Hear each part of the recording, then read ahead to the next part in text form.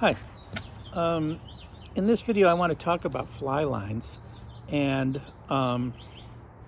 just recently, I was talking with a bunch of relatively experienced anglers, and again, they were unsure about what's a good for, what's the difference between different fly lines. They go into the shop and there's bass tapers and nymph tapers and tapers and tapers and tapers. And I pulled out the fly line on their reels and was trying to explain to them. And so I thought I just happened to be cutting up some fly lines because we use them for teaching how to tie knots at our fly fishing school. So I kept some pieces just to kind of show you what's going on. So basically, your fly line comes in a couple parts, and there's usually, they talk about the head of the fly line and the running line after it. And the head of the fly line officially is where the weight of the fly line is. That's how you actually cast. So 5-weight fly line should have a certain amount of weight in the first 30 or so feet. And a 4-weight would have a different weight, less weight, and an 8-weight would have a lot more weight. Okay, now where that weight is distributed in the fly line is critical. If you're casting, well, here, let's first look at it first. So basically you start here at the leader, and you'll see that the leader comes up, and the line at the very tip of your fly line is quite thin and light. And this can range anywhere from 5 feet to maybe 10 feet. Then comes this thick part of your fly line. And this is, the base, the real weight of the fly line. And that's where most of the weight is. And, it's just the thick part of the line. And that's anywhere from, 20 to 30 feet at the fly line. So often much less than that even. And then finally, the running line is after that thick part, and it's basically just like your backing. It's just there. It's just extra. It doesn't count towards the weight of the fly line, the official weight of the fly line, whether it's 5-weight or 6-weight or 8-weight or whatever. And that can range all kinds. Cheaper lines the whole line itself might only be 60 or 70 feet long, whereas a more expensive line might be 100 feet long. But it's kind of irrelevant, because rarely do you ever use all of that fly line anyway. So the big difference in fly lines, well, there's a couple reasons for big differences. One is the presentation. So if you're casting dry flies, you want this tip to be fairly long, so when the thick part hits the water or whatever, the rest of it will just lay out gently, a nice thin line attached to your leader, and it won't disturb the water too much, and it'll just be a nice gentle plop. Some lines, like bass taper lines, tend to be much thicker.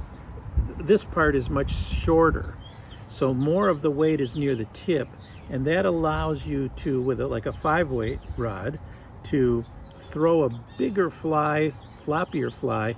It may not be as good of a presentation, but bass aren't that particular about it. Or if you're throwing a small streamer or a nymph or something, it's not as critical. So depending upon really the length of this first part of the fly line and how short this is determines sort of what kind of taper you have. Now, another thing that turns up, and this is something I've been talking a lot about lately, is if you fish in a very small creek. A lot of people don't have like the Ausable River or the Huron River or something, where you can lay out a bunch of line. They're constantly fishing, maybe only 20 feet away from them. So if you're fishing 20 feet away from you, your rod is 9 feet.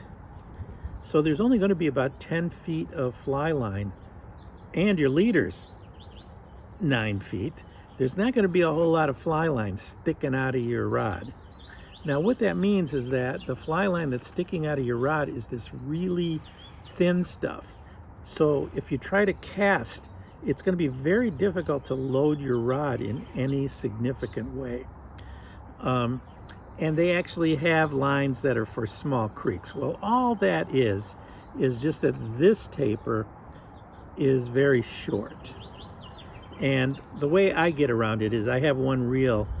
There's a couple streams that I fish that are very narrow.